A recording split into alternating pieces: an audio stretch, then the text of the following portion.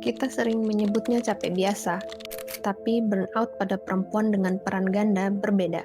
Selamat datang di Ruang Narasi, sebuah ruang untuk kita berhenti sejenak dari hiruk-pikuk dunia dan mencoba memahami diri kita sendiri dengan lebih jujur. Hari ini di Ruang Narasi kita akan membahas menyentuh realitas sehari-hari. Ini bukan tentang kuat atau lemah, ini tentang sebuah kelelahan yang jarang diberi nama. Tandanya tidak selalu terlihat. Pertama, kamu mulai merasa tidak pernah cukup.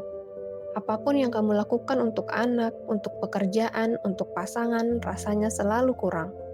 Kedua, kamu kehilangan rasa senang dari hal-hal yang dulu membuatmu hidup. Hobi terasa seperti beban, waktu sendiri terasa asing. Ketiga, tubuhmu bicara lebih dulu dari mulutmu.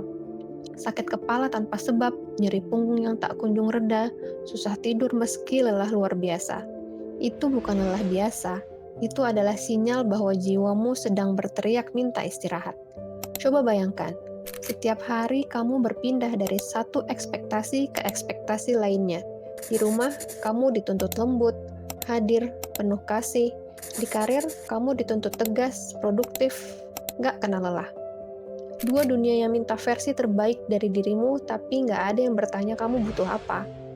Kelelahan mental ini bukan karena kamu lemah, tapi karena kamu terus memberi tanpa ruang untuk mengisi ulang. Dan ketika nggak ada ruang hening di dalam diri, yang muncul adalah rasa bersalah. Bersalah kalau istirahat, bersalah kalau nggak sempurna. Itu yang membuat burnout pada perempuan sering tidak terdeteksi. Karena kita terbiasa membungkus lelah dengan senyuman.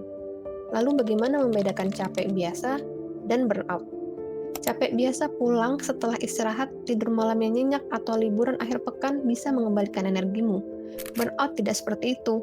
Kamu bisa tidur 10 jam, tapi bangun dengan rasa hampa yang sama. Kamu bisa liburan seminggu, tapi pikiranmu tetap membawa daftar tugas yang nggak selesai. Burnout adalah ketika tubuh dan jiwamu sudah berpisah. Tubuh tetap bergerak, tapi hatimu sudah nggak di sana.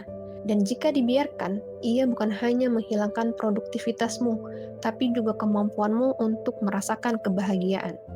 Kamu nggak perlu terus berlari sendirian. Memulihkan diri dari burnout bukan berarti meninggalkan tanggung jawab, tapi belajar untuk kembali hadir untuk diri sendiri terlebih dahulu. Dan disinilah spiritual awareness berperan, bukan tentang agama atau ritual tertentu, tapi tentang kesadaran bahwa dirimu lebih dari sekedar peran-peran yang kamu jalani. Kamu bukan hanya ibu, bukan hanya pekerja, bukan hanya pasangan.